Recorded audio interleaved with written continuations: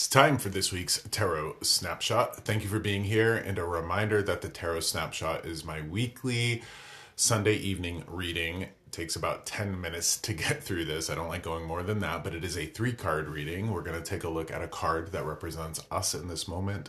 We're going to take a look at a card that represents what vexes and perplexes us, our challenges.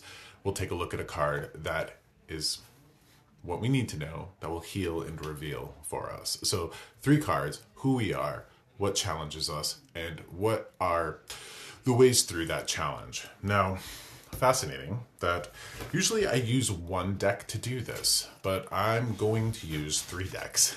So I don't know why, just kind of listening to spirit. So I'm going to use the Rider-Waite-Smith deck, the traditional card deck that I use, 4 of Wands, Hermit, what have you. I'm going to use that to find what represents us. I will use the Ethereal Visions Illuminated Tarot, the Luna edition.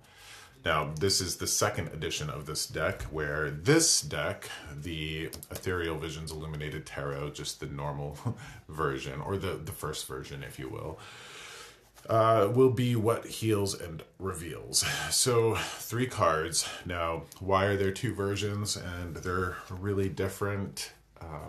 When the artist Matt Hughes created this deck, which I love, I don't think he purposefully did this, but they're all Caucasian. They're all white folk. And I think perhaps he was called out on it, or he just figured out what he did. And the Luna edition has the people of color in this one. So I love that. 2 different versions. I do associate this with solar energy. I do associate this with lunar energy. So each of the decks are going to get shuffled 3 times. Let's dive into it here. Now, this is a reading meant for all of us, for me, for you, for anybody watching this, and we're going to benefit from the wisdom of tarot. I do want to talk about this being right after the winter solstice. I'm doing this on the 22nd of December. I do want to talk about this being so close to the Christmas holiday. So here we go. The card that represents us this week. All right, so let's take the deep dive into the Devil card. When it comes to the devil in tarot, it does not mean the actual devil. It doesn't talk about Satan or any of that. My correspondence with this card is that this represents our greatest adversary, fear with a capital F. Fear. Now, I'm a believer that humans can be motivated by 2 things only: love or fear. So I ask you, your motivations, are you motivated from fear, or are you motivated from love? Now, interestingly, I gotta show you something. So this week I just published through our little publishing house, Deep Earth Press, this deck. So a client came to me and said, hey, I've taken these pictures of these birds in Florida and I would like to turn them into an oracle deck.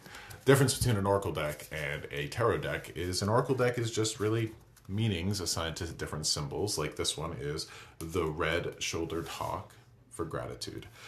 Tarot is, major, minor cards. We've seen different versions here, 3 different tarot decks, but they will all have the devil in them. They'll all have the High Priestess or the Hermit or the 4 of Wands. I think of Marion Stewart, the artist, the author of these cards. I did the graphic work. I'm pretty proud of those. I think they're pretty beautiful. So, she approved them. We went through that whole process of going through that. I think that if Marion was filled with fear, this project wouldn't be out in the world. If she was motivated by fear of what people thought about her, or how people would receive this, she wouldn't put this out into the world. She was motivated from a place of love. She believed in these messages. She wanted to bring this to the world. She wanted to bring this to her family. Really important for us to consider what the world gets from us walking through with love versus fear. So that's the devil. Now, fear is an illusion. Doesn't really exist other than on the inside of us. And we'll always see those chains around their necks being really, really loose and being able to just be lifted right off. So with a shift of perspective, well, we will get through our fear. Interestingly, I think a lot of people, and I try not to get political with this, I know a lot of people personally are afraid of what the new president is going to do to the United States for rights, for that. Now, whether that's a valid fear or not, I'm not sure. That's not my job. I'm not here to say that. What I am here to say is that, what do we do with fear? I think the way to get through fear is to love the part of us that's fearing. If I have fear, we're all human, we're going to have fear. What I've learned to do with my fear is find that part within me and send love to it. Might sound like hokey bullshit to you, but I do love the hell out of my fear. The only thing we can do with the devil is love it. And love will give us the greatest version of ourselves, the strongest, wisest version of ourselves. That I am convinced. Because when we have to carry a burden for somebody we love, we find the strongest version of ourselves. When we have to solve a problem for somebody we love, we find the smartest version of ourselves. Fear doesn't give us the greatest strength and wisdom that we need. Love does. So, the card that vexes and perplexes us is the Ace of Pentacles. All right.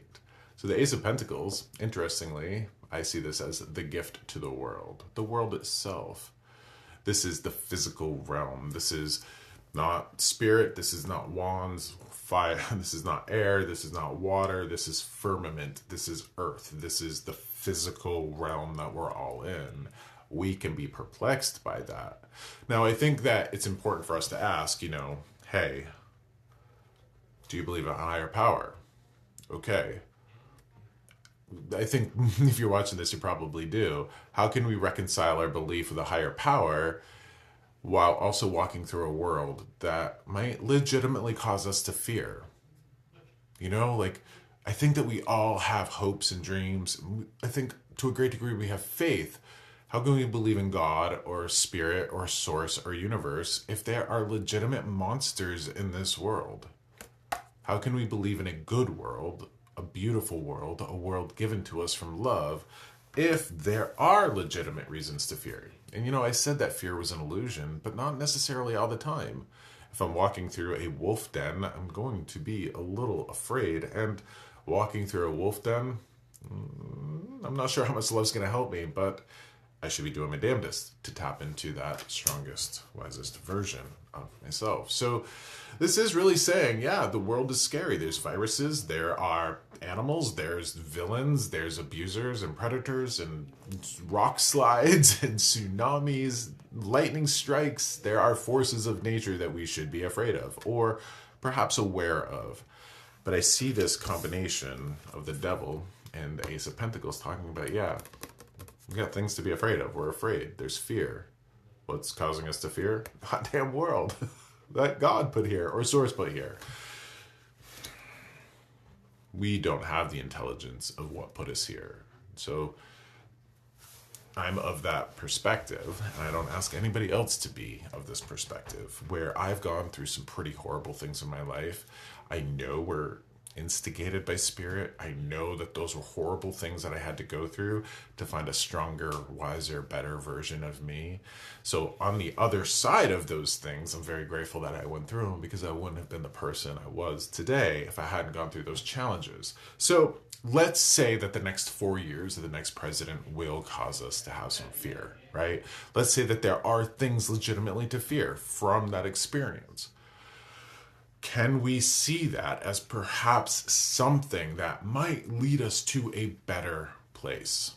That there is something that we can catalyze to get out of it. All right.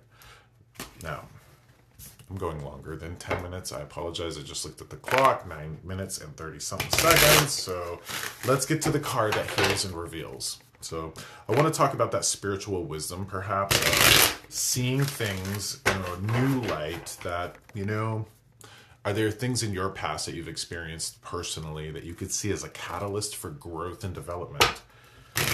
Wasn't fun to go through, but taught you something about yourself. I can remember one client, as I was sitting with her, I said, boy, you know, that divorce was awful to go through, but you wouldn't have found your best version. You wouldn't have found yourself without going through that. She's like, you're absolutely right. So in that way, awful experience to go through, but it did bring her to her best and stronger version. And perhaps that's what we're going through now. Perhaps.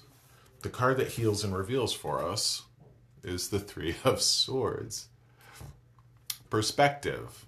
Now, this is a card of heartbreak, absolutely. But the swords represent the mind. Why would the card of heartbreak be a swords card? Interesting, because this is mental, right? And we associate heartbreak with like heartbreak, emotions, which is in tarot the cups. Now, for me, with the swords, what I say is this. With strength of mind, with perspective, we can pull our swords out. I am a firm believer that the most beautiful part of the human existence is the perseverance of the human spirit in the face of adversity. Nothing more beautiful in this entire universe. I am a believer in the human spirit. I am a believer in the human spirit persevering in the face of adversity. And perhaps we can't find our own beauty without having a little adversity. So in that way, me gaining that perspective, looking at what we're going through collectively, gives me the ability to pull the swords out of my heart with perspective. Maybe what we're going through is something that will lead us to a brighter, better version of ourselves. Give that some consideration as you walk through the holidays, because who knows what we're going to encounter. But remember that for you to find the best and brightest and wisest version of yourself, you will always get that from love, never from fear. Never, never from fear. With that, I extend my love to you. I extend my gratitude for you being here. I want to thank you for being here. If you made it this far, much appreciation. Thank you for being on this journey with me. And as always, to learn more about me, or to perhaps even sign up for a reading, find me at joshsimons.com. And may you have one heck of a Christmas. All my love to you. I'll see you next time.